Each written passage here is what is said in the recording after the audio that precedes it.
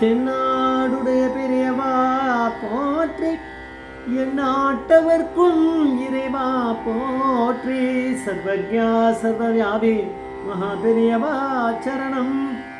மாய பிறப்பருக்கும் மகா பெரியவா போற்றி.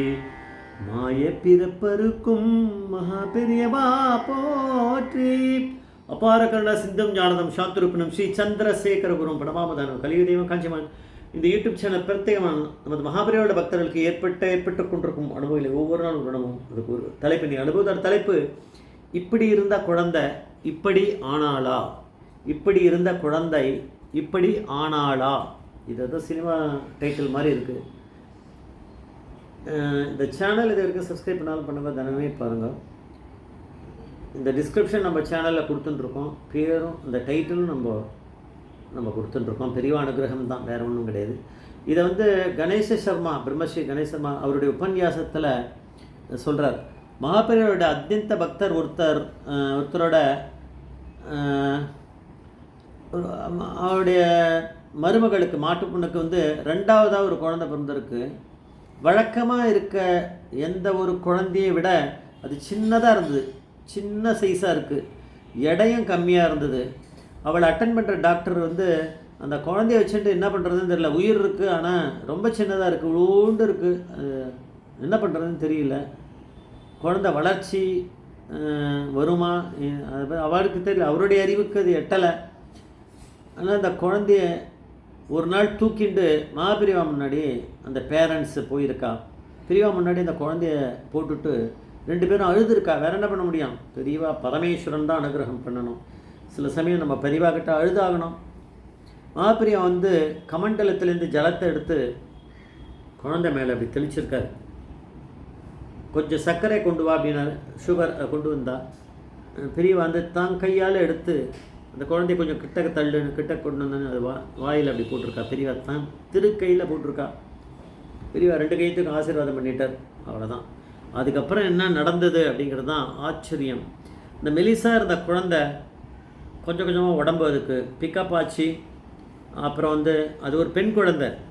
பார்க்கணும், பெண் குழந்தைகள் இந்த மாதிரி இருந்தால் என்ன யார் பண்ணுவா? இப்போது கல்யாணம் நடக்குமா? ஒல்லி குச்சியாக இருந்தால் நடக்காது. அதுக்கப்புறம் வந்து அந்த குழந்தை வந்து மற்ற குழந்தைகள் மாதிரி ஆகிடுதான். நல்லா சாப்பிட ஆரம்பிச்சிது. அதுக்கப்புறம் ஸ்கூலுக்கெல்லாம் போயிருக்கு. அப்புறம் குழந்தையா பெண் குழந்தை ஸ்கூல் போயிருந்த போதெல்லாம் அந்த பேரண்ட்ஸ் கூட்டின்னு வந்து பெரியவாளை தரிசனம் பண்ணுவாளாம். குழந்தை வந்து கல்யாணம் ஆகரிச்ச வயசு வரும்போது ஒரு பையனை மகாபெரிவாளை இந்த பொண்ணை பற்றி சொல்லி அங்கே போய் அந்த அந்த குழந்தைய நீ கல்யாணம் பண்ணிக்கோன்னு சொல்லி கல்யாணம் ஆகியிருக்கான்.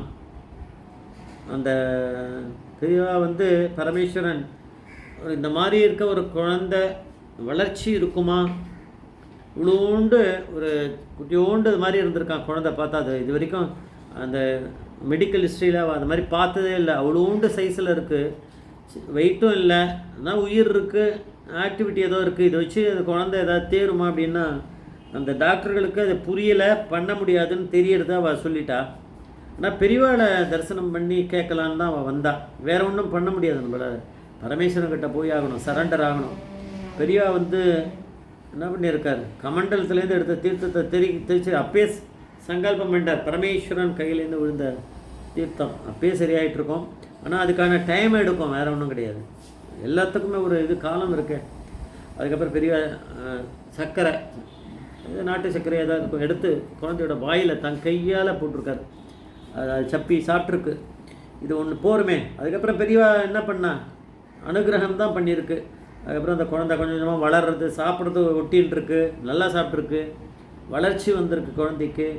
அதுக்கப்புறம் கடன்னு மற்ற குழந்தைகள் மாதிரி வளர்ந்துருக்கு. வளர்ந்து நல்லா என்ன வெயிட் இருக்குமோ ஹைட்டுக்கு ஏற்ற வெயிட் வந்திருக்கு. மற்ற பசங்க மாதிரி ஸ்கூல் போயிருக்கு. இப்போ ஸ்கூல் போகும்போது தரிசனத்தை கூப்பிட்டு வருவானோ அடிக்கடி. பெரியவாளை மறக்க முடியாது. இல்லைன்னா அந்த குழந்தை எப்படி இருக்கணும்? இப்போது பெரியவாளோட அனுகிரகம் இல்லைன்னா அவ்வளோதான், போயிருக்கும். அது இவ்வளோண்டு இப்போ கடந்திருக்கும். அதுக்கெல்லாம் ஒன்றுமே ஆகிருக்காது, கல்யாணம் ஆகிருக்கும். அவளுக்கு ஏன் இந்த குழந்தைய பெற்றோன்னு அவள் கவலையாக இருப்பாள். அந்த மாதிரி அவளை கவலைப்பட வச்சுருக்கோம். ஆனால் பரமேஸ்வரனை பார்த்தாச்சே, அதனால் அவளுக்கு வந்து நல்லது தான் நடக்கும். அப்புறம் அந்த குழந்தைக்கு கல்யாண வயசு வந்தவொடனே பெரியவா யாரோ ஒருத்தர் வந்த பையனை ஏற்பாடு பண்ணி நீ போய் அந்த பொண்ணை கல்யாணம் பண்ணிக்கூடா நல்ல குழந்தை அப்படின்னு சொல்லி பெரியவாளே ரெக்கமெண்ட் பண்ணாலும் இது வந்து கணேஷ் சர்மா சொல்கிறார், அதை போய் பண்ணியிருக்கா. ஆனால் இந்த எபிசோடு முழுக்கம் இப்போ சொல்கிற நம்ம எபிசோடு முழுக்கம் இருந்தவர் பாலுமாமா தான் இந்த விஷயத்தை எல்லாம் சொல்லியிருக்காருன்னு கணேஷ் சர்மா சொல்கிறார். கணேஷ் சர்மா சொல்கிறத இப்போ நான் சொல்லிகிட்டு இருக்கேன். ஆனால் பெரியவா வந்து உடலை இது அப்படியே கரெக்டாக நீங்கள் திருப்பி திருப்பி கேட்டுகிட்டே இருப்பேள். அது ஏதோ கேட்ட சம்பவங்களே கேட்டுருப்போம், அதில் கேட்டுக்க வேண்டியதுதான். இருந்தாலும் இவ்வளோ சம்பவங்கள் நடந்திருக்கேன், இதெல்லாம் சொல்கிறதுக்குன்னு யாராவது ஒரு ஆள் வரணுமே. பெரியவா வந்து இந்த மாதிரி ஏதோ ஏற்பாடு பண்ணி நம்மளும் நீ சொல்லுடா நமக்கு ஒன்றும் தெரியலன்னாலும் பரவாயில்ல சொல்லு அப்படின்னு நான் விட்டுருக்காரு போல இருக்கு. அதனால தான் நான் சொல்கிறேன். அதனால் இந்த இன்சிடெண்ட்டை வந்து பாலுமாமாவே ஒரு புஸ்தகத்தில் எழுதியிருக்கார் அப்படின்னு சொல்லிட்டு கணேஷ் சர்மா வந்து அவரோட உபன்யாசத்தில் சொல்கிறார்.